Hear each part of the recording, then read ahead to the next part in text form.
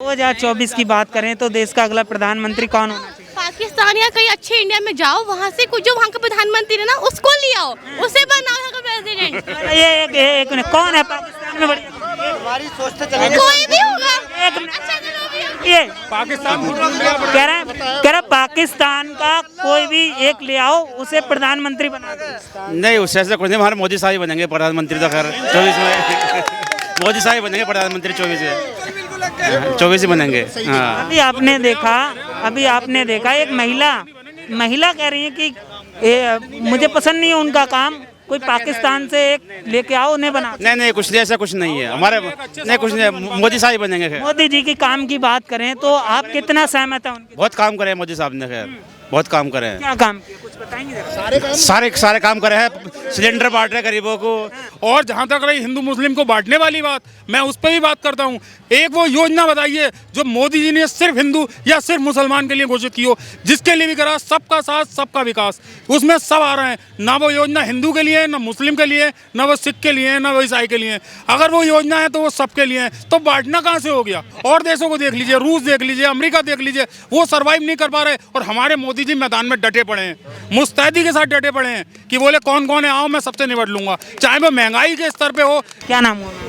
मेरा नाम मत जानिए। सोनिया कल्याण। अच्छा, 2024 की जो सोनिया गांधी ही हूँ। एक मिनट, ठीक। 2024 की बात करें तो देश का अगला प्रधानमंत्री कौन होना चाहिए? युवा होना चाहिए, युवा होना चाहिए। कौन युवा? नाम बताइए। कोई भी हो, मैं उसका नाम नहीं लूंगी। तो राहुल गांधी। जरूरी है राहुल गांधी युवा है, आप लोग युवा नहीं है।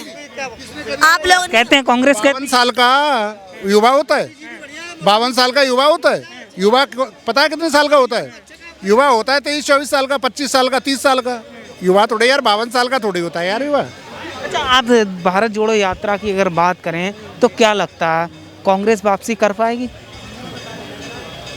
अगर लोग बागों का दिमाग सेट हो जाए तो वापसी कर सकती है। नौकरी कहाँ है किसके पास? ये अभी इसकी नौकरी नहीं लगी।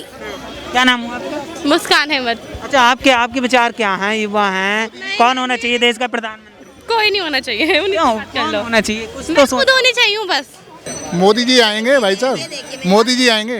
मैम तो कह रही कुछ नहीं किया मोदी जी ने। तो दिख नहीं रहा ना, देखो इधर नीचे कैमरा करो तो सही, ये सामने दिखाओ, ये दिखाओ तो, ये दिखाओ, चाट लो से खा लो। ये देखो ना। मेरी बात सुनिए। विकास की बात करें तो कुछ बदलाव दिखा आपको? हमें पहले पता था कि ये 500 रुपये लेगा और ये काम हो जाएगा, ठीक है। और अब क्या होता है, वो 500 रुपये की जगह 2 जीरो में डबल हो गए, 5,00,000 रुपये देने पड़ते हैं, वो भी टेबल के नीचे से, और लाइन लगानी पड़ती है लंबी। ये विकास है। किस चीज के लिए? कुछ भी काम। अरे कुछ कोई भी बताओ ना, एक्स वाई एक काम बताओ, एक काम बताओ। किसकी? बच्चों की दवाई के लिए? हाँ, अस्पतालों में देखते नहीं है, अस्पतालों में देखते नहीं। जाओ केजरीवाल हो चाहे कोई भी हो, हमें नहीं, हम तो अपनी बात पे परेशानी बता रहे। परेशानी हमें ये हो रही है। और क्या क्या परेशानी हो रही मोदी बहुत से? परेशानी है, मुझे मोदी से कोई मतलब नहीं। ठीक। क्या नाम है सर आप? हमारा नाम रईस अहमद है। 2024 की बात करें तो देश का अगला प्रधानमंत्री कौन होना चाहिए? पाकिस्तान या कहीं अच्छे इंडिया में जाओ, वहाँ से कुछ जो वहाँ का प्रधानमंत्री है ना उसको ले आओ, उसे बनाओ यहाँ का प्रेसिडेंट। ये एक मिनट, कौन है पाकिस्तान में बढ़िया?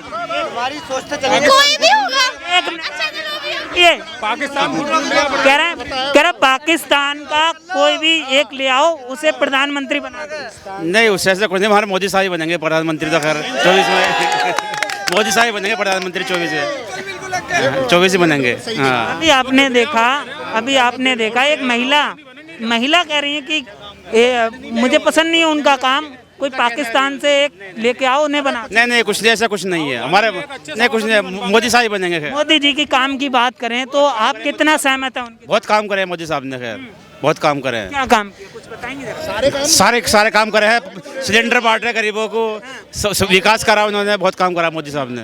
अच्छा, जैसे जो राहुल गांधी लगातार आरोप लगाते हैं भाजपा पे कि भाजपा बांटने का काम करती है, नफरत फैला रही है, इसलिए हम भारत जोड़ो यात्रा कर रहे हैं, नफरत दूर कर रहे हैं, कहेंगे वैसे कर रहे हैं। कहना वो लगे पड़े हैं, वो भी खैर कहना मकसद ये है।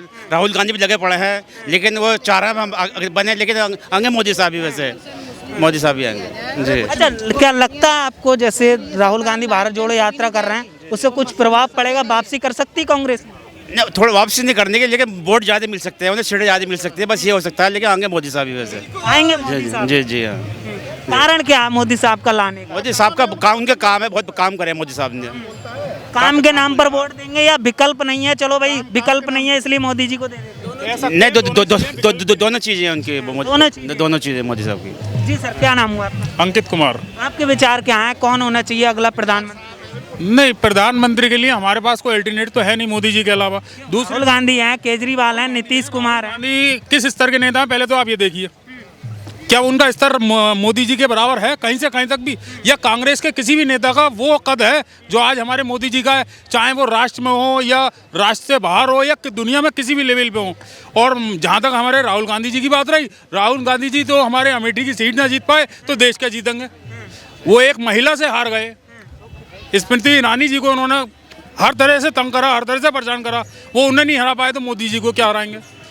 लेकिन कांग्रेस इस बार कहती है कि ये जो राहुल गांधी की भारत जोड़ो यात्रा में जो जन सैलाब है, ये बदलाव चाहता है। मानता हूँ राहुल गांधी को वोट ज्यादा मिलेंगे, लेकिन ये विडंबना है कि सीट उन्हें एक कम जरूर मिलेगी। चाहे वोट भले ही ज्यादा ले लेंगे लेकिन सीट उनकी कम होंगी, बढ़ेंगी नहीं। बार से कम मिलेगी, बिल्कुल मिलेंगी। भारत जोड़ो यात्रा कोई फायदा नहीं होगा। फायदा तो मोदी जी के काम का होगा। राहुल गांधी ने कर क्या रहे हैं? भारत जोड़ रहे हैं, भारत तोड़ रहे हैं। उनके आप बयान सुन लीजिए, वो कर क्या रहे हैं देश के लिए, और उन्होंने करा क्या देश के लिए। वो कहते हैं कि उनके जो पूर्वजों ने देश के लिए करा है। अरे करा है तो ठीक है, इतनी दौलत कहाँ से आ गई तुम पे? फिर अगर करा है तो फकीर के फकीर ही बने रहते, दौलत कहाँ से आ गई तुम्हारे पे? तो ये सिर्फ देश को धोखा दे रहे हैं और कुछ नहीं कर रहे हैं, और आगे भी धोखा देते रहेंगे।